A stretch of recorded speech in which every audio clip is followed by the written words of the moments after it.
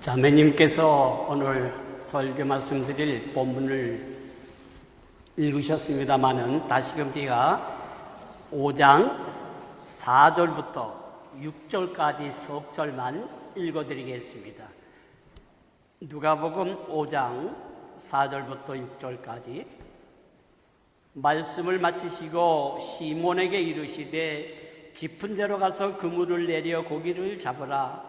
시몬이 대답하여 이르되 선생님, 우리들이 밤이 새도록 수고하였으되 잡은 것이 없지만은 말씀에 의지하여 내가 그물을 내리리이다 하고, 그렇게 하니 고기를 잡은 것이 심히 많아 그물이 찢어지는지라. 아멘.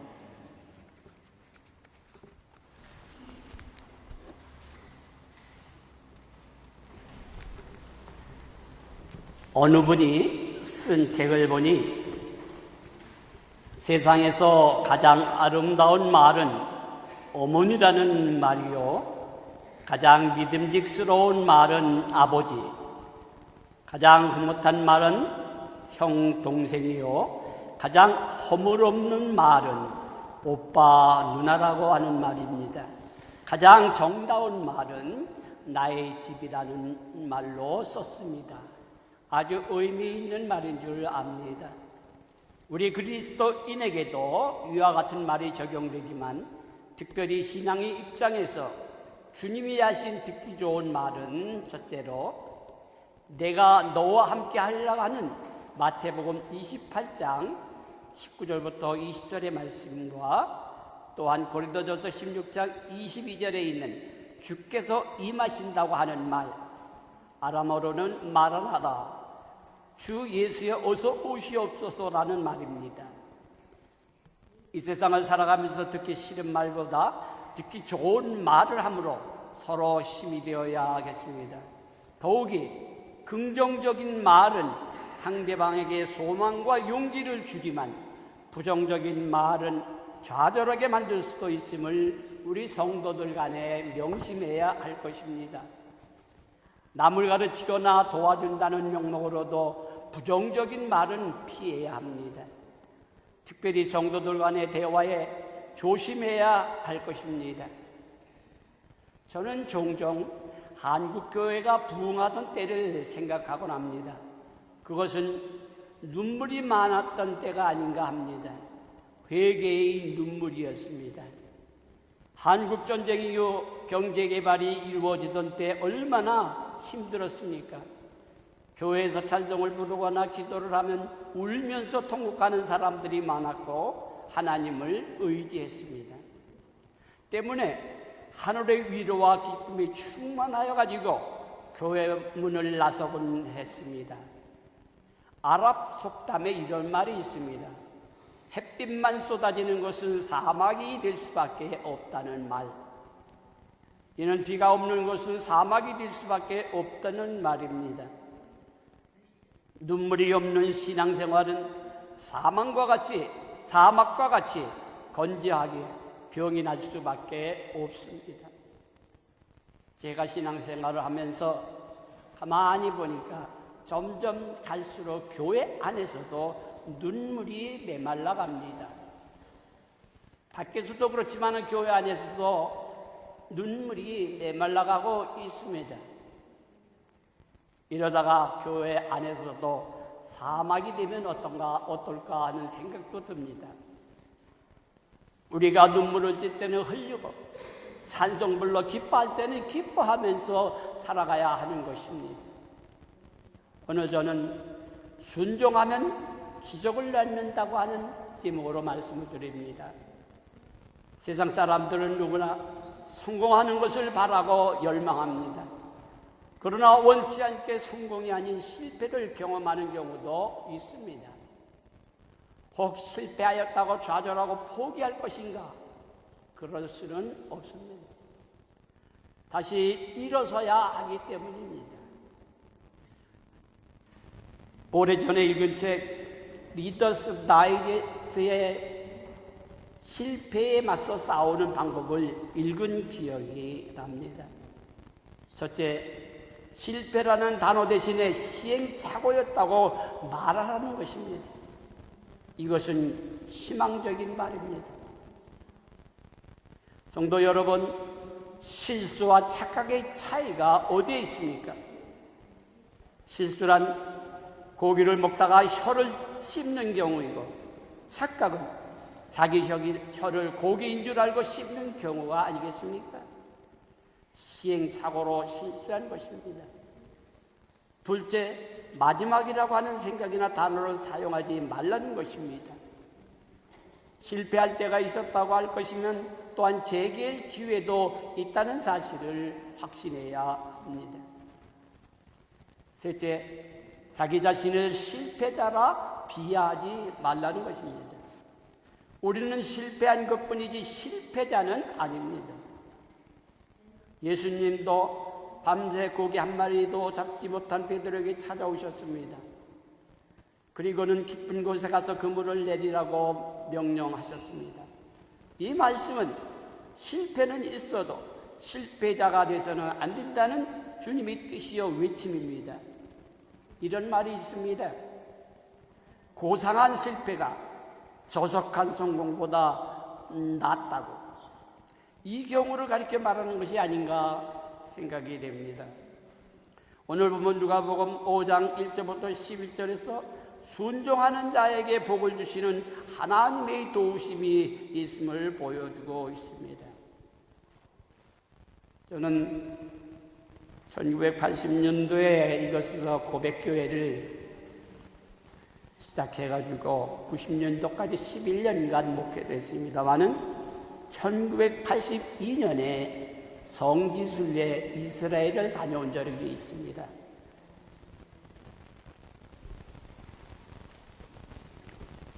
성경에서는 게네사렛 호숫가라 그러는데 갈릴리 바다입니다.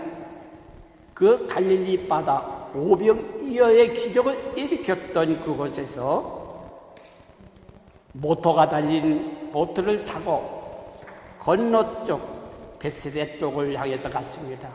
한 40분 정도 가니까 베세다에 도착합니다. 그곳에서 점심을 먹는데 저는 그때 생각이 나서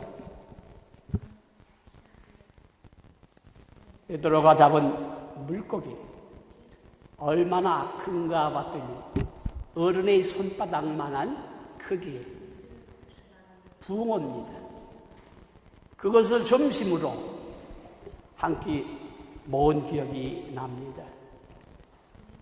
오병이어 기적을 일으켰던 그곳에서 40분을 배 타고 건너쪽으로 베세다 쪽을 향해서 가보니 참으로 예수님께서 그 갈릴리 바다 겟세마네 동산 옆에 있는 그곳에서 많은 주의 복을 전했던 사실을 다시 한번 기억해 뵙습니다.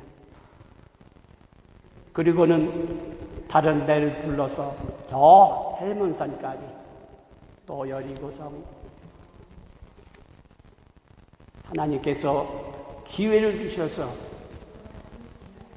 그 성도를 또한 많은 것을 성지순례라고 돌아온 기억이 납니다.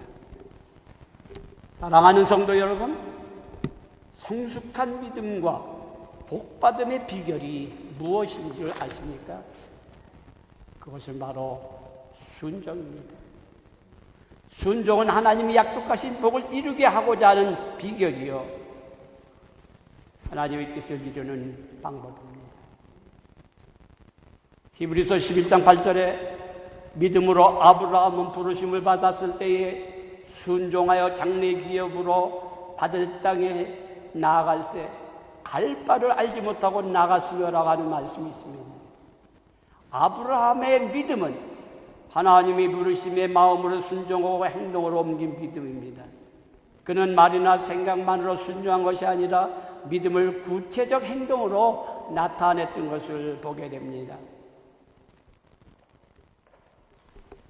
아브라함이 하나님의 부르심 밖에 갈 바를 알지 못하고 나갔다고 했는데 이것은 참으로 쉽지가 않은 것입니다.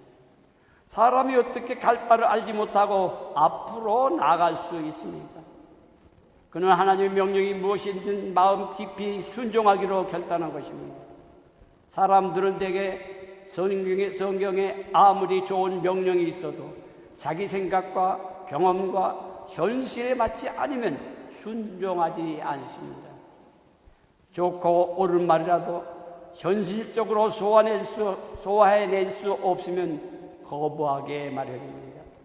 그러나 하나님의 말씀을 들은 사람은 마음으로 순종하고 실제 행동으로 옮겨야 합니다. 말씀을 곧바로 행동으로 옮길 때 갈등이 생길 수도 있습니다.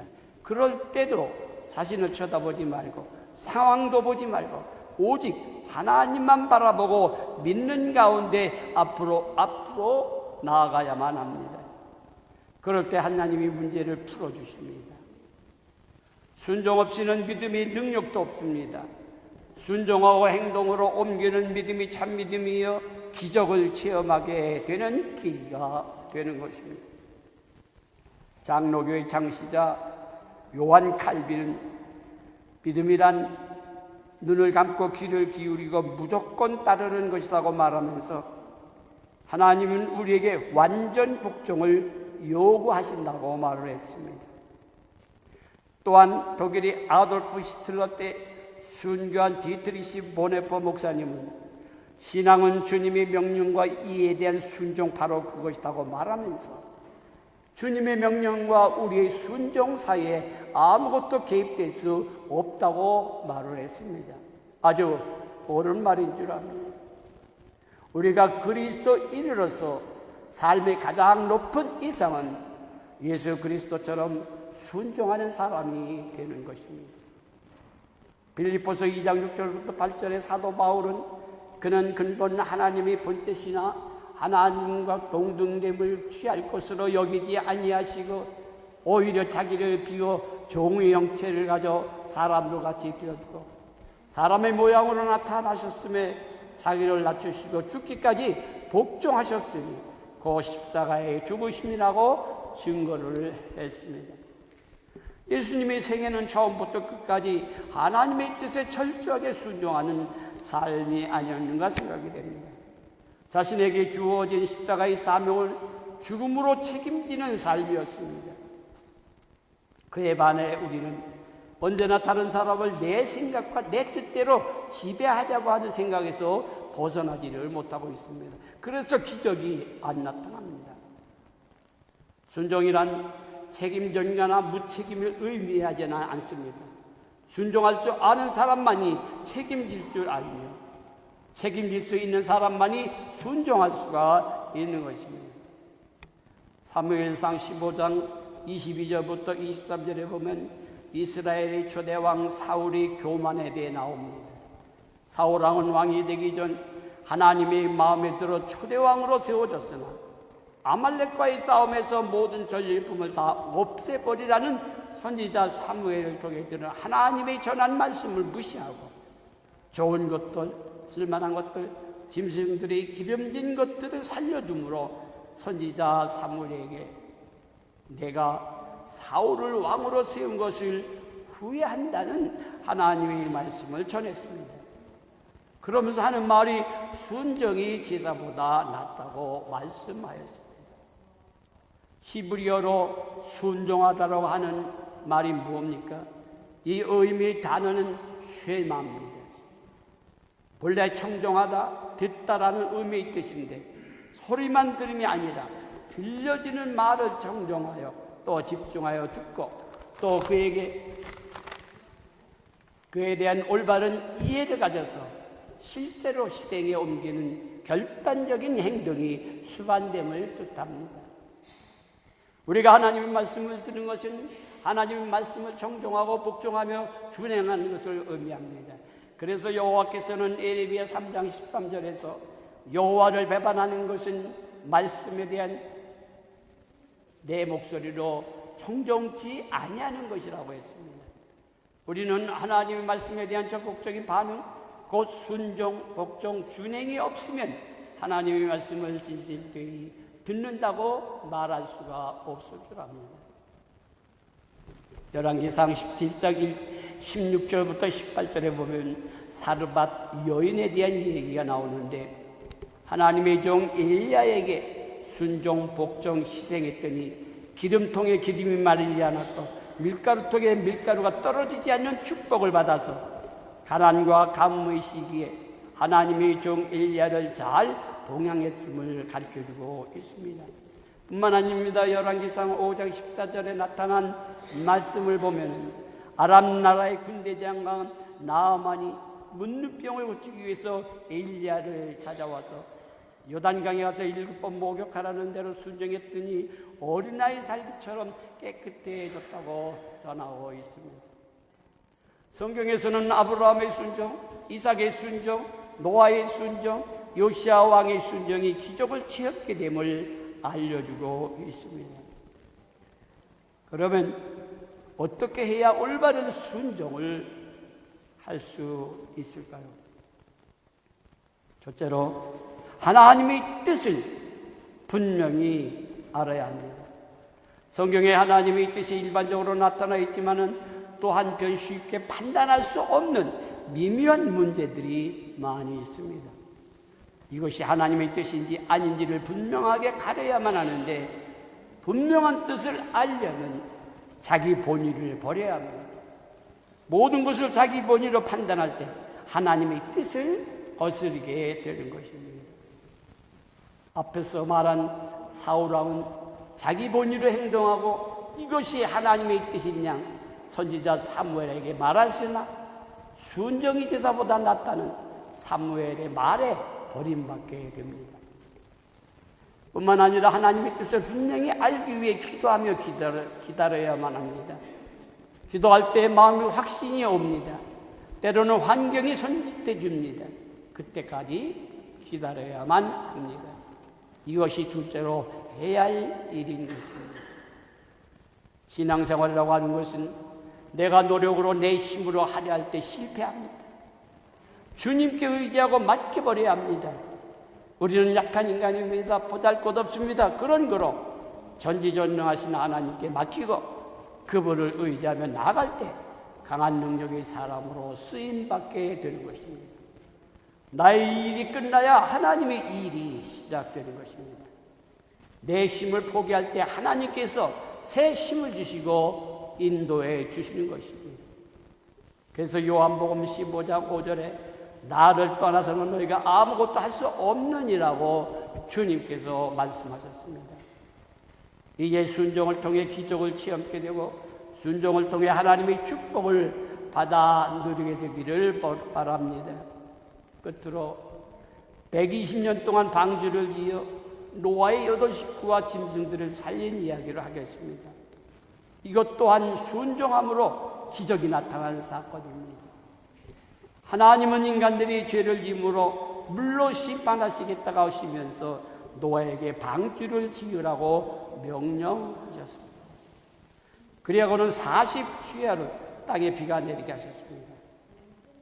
홍수로 전체 인구가 죽게 됐으나 방주에 들어간 노아와 부인, 세 아들과 자부들, 셈과 함과 야벳의 아들들뿐만 아니라 그의 부인되는 자부들 그리고 짐승들은 살아남게 되었던 것입니다. 노아의 8 식구가 살고 노아가 950세까지 살았습니다. 순종은 기적을 낳았습니다. 노아가 홍수 350년을 더 살았다고 창세기 9장에서 말씀하고 있습니다.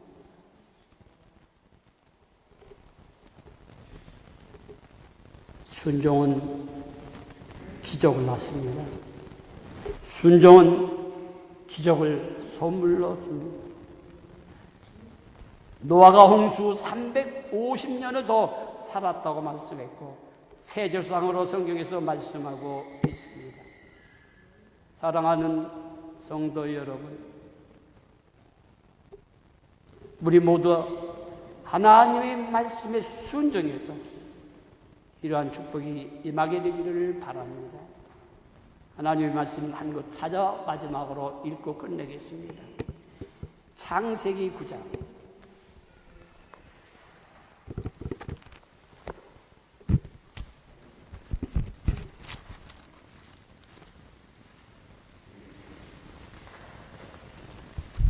창세기 9장 28절과 29절 찾으시고 다 함께 읽도록 하겠습니다. 창세기 9장 28절 29절 시작. 홍수 후에 노아가 350년을 살았고 그의 나이가 950세가 되어 죽었다. 이 말씀대로 노아는 하나님의 말씀에만 모든 사람들이 부정하는데도 순종했던 것을 보게 됩니다. 미국의 로버트 슐러 목사님 많은 분들이 아실 겁니다. 이 세상에는 불가능한 것이 존재하는 것이 아니라 불가능하다고 생각하는 것이 존재할 뿐이라고 말했던 그 슐러 목사님은 이런 말을 했습니다. 하루에도 수백만 가지의 기적이 일어나고 있지만 그것을 기적으로 믿는 사람에게만 기적이 된다고. 사랑하는 성도 여러분, 오늘날도 그리스도 안에서 기적이 있습니다. 하나님 앞에 순종함으로 기적을 체험하게 되는 축복이 있기를 주의 이름으로 축원합니다. 고마우신 아버지 하나님, 부족한 정의 오늘 거룩한 주일에 말씀을 대언했습니다. 잘못 전한 것을 용서하여 주시고 하나님의 말씀을 그들이 마음속에 잘 간직하고 또 머리에 담아 항상 하나님 앞에 순종함을 통해서 저들의 삶에 기적이 나타나게 하옵소서. 아파 고생하고 있는 분들, 신앙의 낙심자들, 가정의 문제, 자녀의 문제, 또 학업의 문제, 직장의 문제, 모든 문제에 근심과 걱정을 할 것이 아니라 하나님 앞에 순종하고 하나님께 기도함으로 말미암아 하나님의 은혜 가운데 기적을 체험하게 되는 놀라운 역사가 있어지길 예수 그리스도의 거룩하신 이름 받들어 간절히 기도하옵나이다.